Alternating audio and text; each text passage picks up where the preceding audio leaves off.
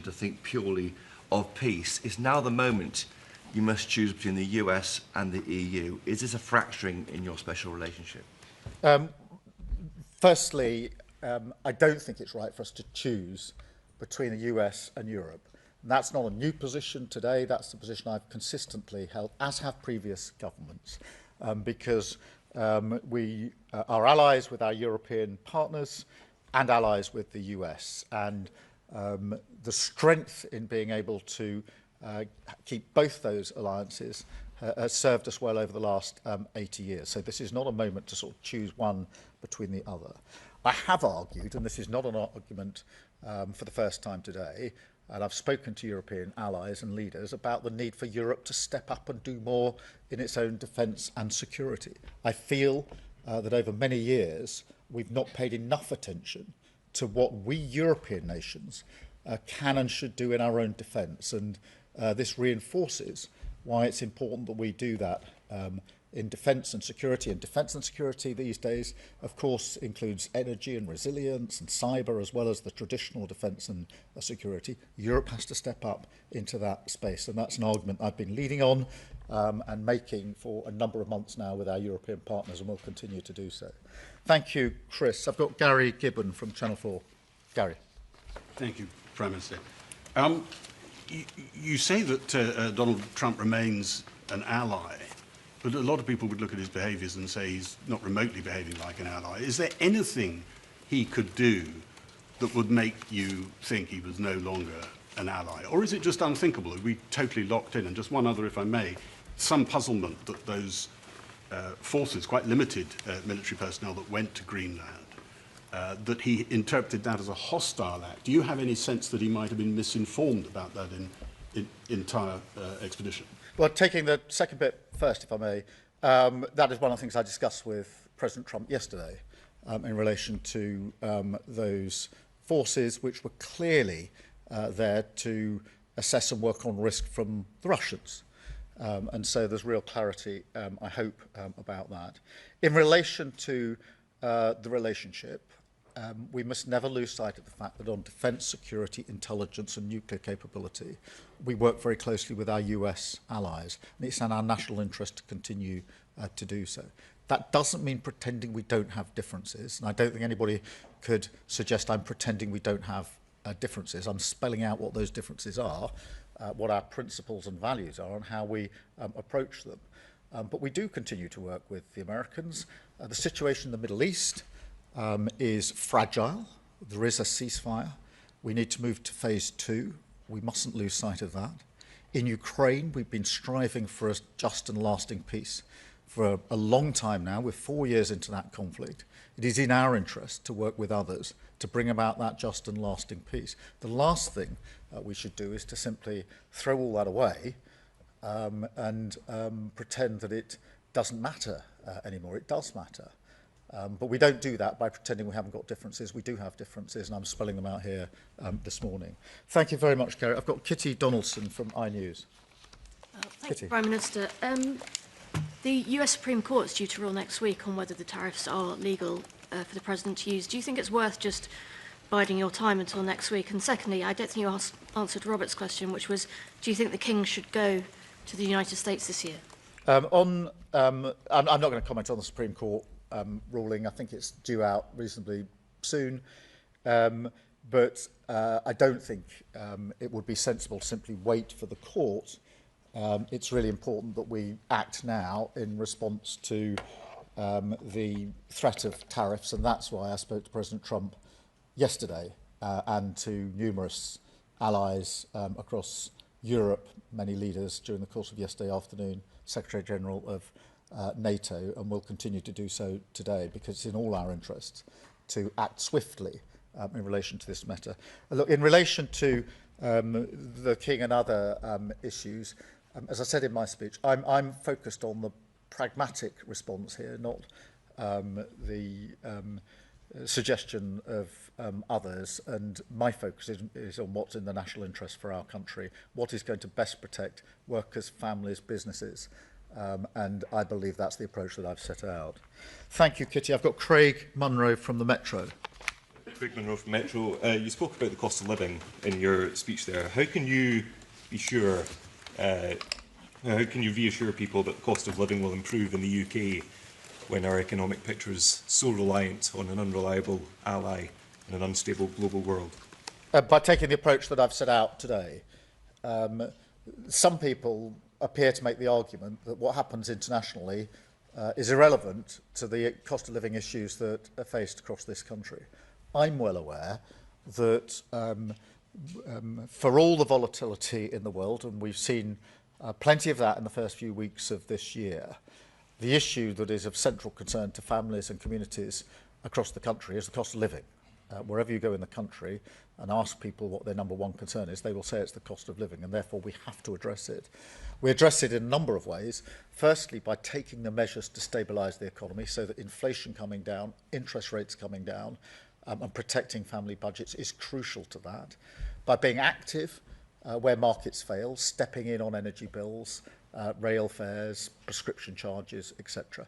But also by working relentlessly on matters that are international, because the impact of what's happening internationally on what's happening domestically is obvious, it's real, it's probably more direct now than it's been at any time most of us can remember, and therefore it would be to a dereliction of duty on the cost of living not to be engaged on the international stage. Thank you very much, Craig. I've got Jason Groves from the Daily Mail. Jason. Thanks, PM. Your Danish counterpart says NATO can't survive one member, the biggest, seizing the territory of another. Do you agree with her? And separately, are you willing to join the President's Board of Peace, and are you willing to pay for it? Well, look, in relation to the Danish Prime Minister, as you would have anticipated, I spoke to her on Saturday night, I spoke to her again yesterday, and made absolutely clear our position on who decides the future of Greenland and the use of tariffs. And we're completely aligned on those issues. On the question of NATO, it is in all of our interest to make sure that NATO remains strong and stable.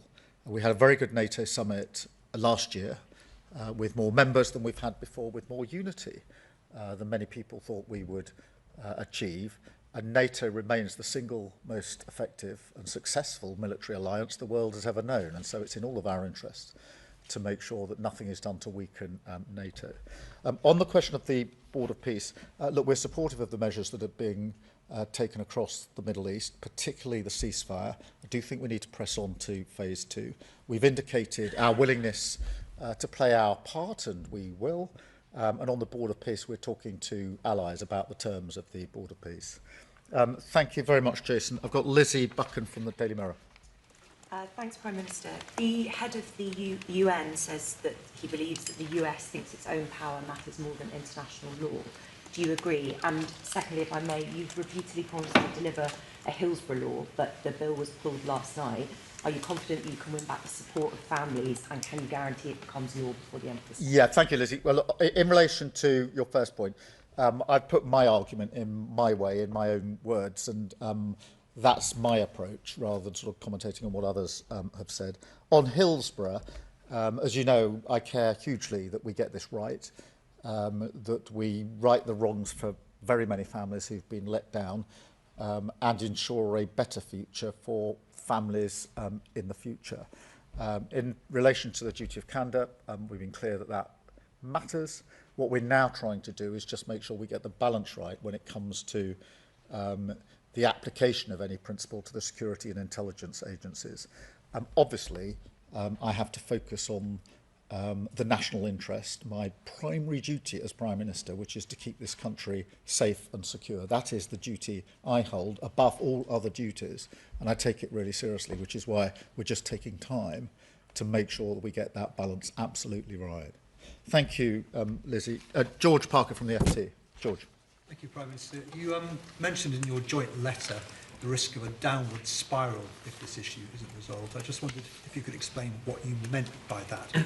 And linked to that, do you think it's regrettable that the EU is talking about the possibility of serious trade reprisals and therefore risking a trade war? Firstly, what I meant by the downward spiral is the potential for this to cause huge damage for the UK whether that's in a trade war or the weakening of alliances. And I do not want to see that happen. That doesn't mean that we put to one side our principles and our values, quite the contrary. We're very clear about what they are, which is why I wanted to have this press conference this morning and to affirm those principles and values that we apply. In relation to the EU, look, firstly, we're coordinating very closely with the EU. I spoke to a number of EU leaders last night. I spoke to Ursula von der Leyen last night and intend to do so again either today or tomorrow, so that we're closely aligned. There's proper unity and coordination in our response. They will decide exactly what they will do next during the course of today and the coming days. But we're working very closely with them, very closely coordinated. And they were among the calls that I was engaged on for most of the day yesterday. Thank you, George. And then can I go to Ben Riley-Smith, Telegraph? Ben. Prime Minister, Donald Trump and his team hint at military action in Greenland. Do you think that's a genuine possibility? And secondly, if I may, you are under pressure from some quarters to increase defence spending quicker than you've already planned in the coming years. You yourself are accepting the threat picture is changing almost weekly now. Would you consider increasing defence spending quicker than planned? Sorry, the very first bit of your first question, I missed the first action.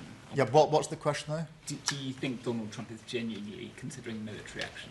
Look, I don't actually. I think that this can be resolved and should be resolved through calm discussion, but with the application of the principles and values that I've set out in terms of who decides the future of Greenland, and making clear that the use of tariffs in this way is completely wrong.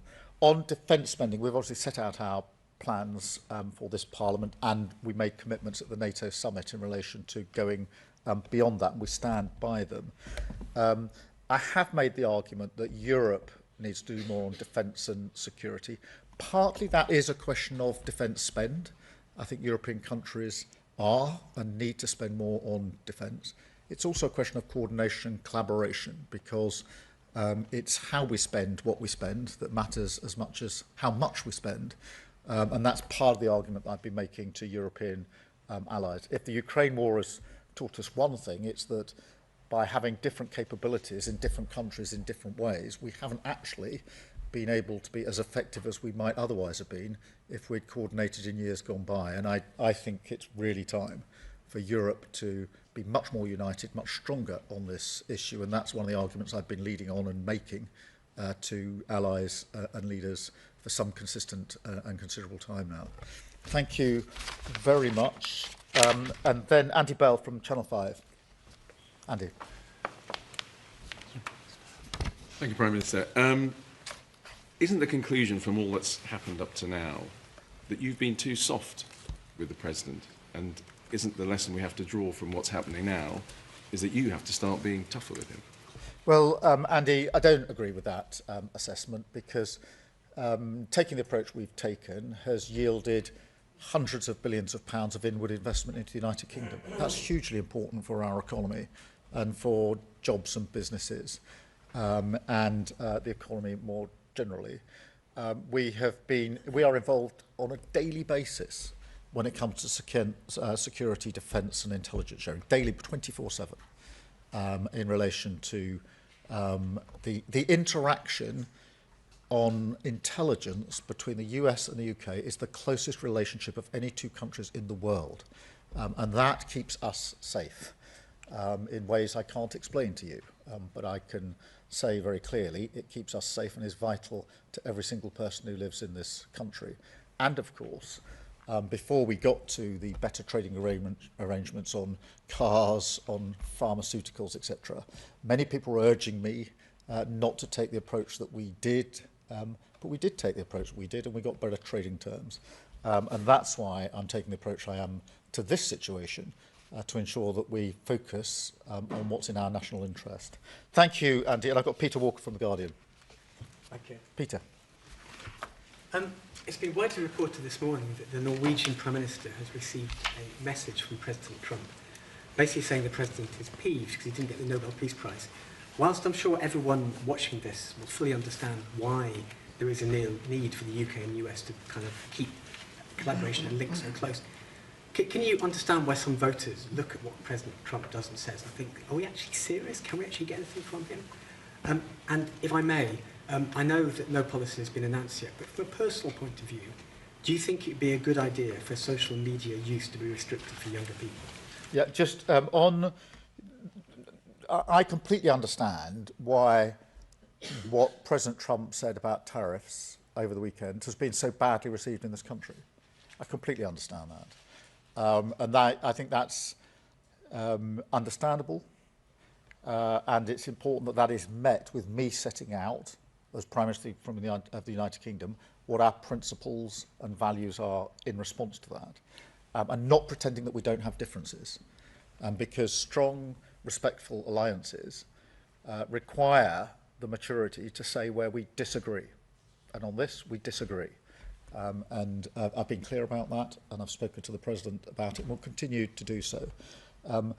But I do emphasise, whatever the understandable reaction of the British public over the weekend, it is on defence and security and intelligence and nuclear capability, manifestly in our interests, to have a strong relationship with the United Kingdom.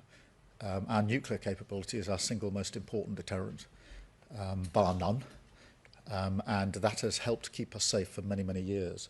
On the question of social media more broadly, look, I think we need to do more to protect children. And that's why we're looking at a range of options and saying that no options are off the table. We're obviously looking at what's happened in Australia, something I've discussed with the Australian Prime Minister.